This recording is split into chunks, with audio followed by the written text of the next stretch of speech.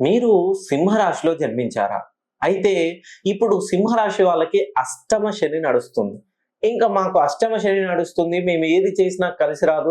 మేము ఎవరికైనా డబ్బులిచ్చినా కలిసి రాదు అంటే కష్టకాలంలో, ఆపత్కాలంలో ఆదుకునేది ఎవరు? సో, దైవ మానవ రూపేణ ఆ దేవుడే మనిషి రూపంలో ఎవరికో ఒకరికి ఆపత్కాల సమయంలో సహాయం చేస్తుంటారు. మెయిన్‌గా సింహరాశిలో జన్మించిన వాళ్ళు సహాయం చేయడానికే దానం చేసే గుణంలో కర్ణునికి మించి సింహరాశిలో జన్మించిన వాళ్ళుంటారు.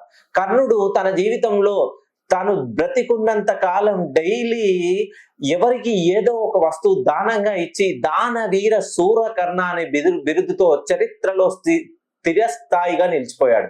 అలానే సింహరాశి వాళ్ళు కూడా చాలా దాన ధర్మాలు చేసి వీళ్ళ చేతి గుండా ఏదైతే చేస్తారో చేసిన దానం మర్చిపోతారు. కానీ దానం పొందిన వాళ్ళు మాత్రం వీళ్ళని దేవుళ్ళ చూస్తారు.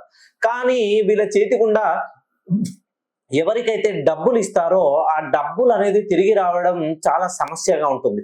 అలానే మెయిన్ గా సింహరాశిలో జన్మించి రియల్ ఎస్టేట్ రంగంలో వ్యాపారాలు చేస్తున్న వాళ్ళు కానీ, ఆర్థిక పురోగభివృద్ధి కోసం వేచి చూస్తున్న వాళ్ళు కానీ, మీ పేరుని సుమారుగా 180 డిగ్రీలకి కరెక్షన్ చేయించుకొని చూడండి.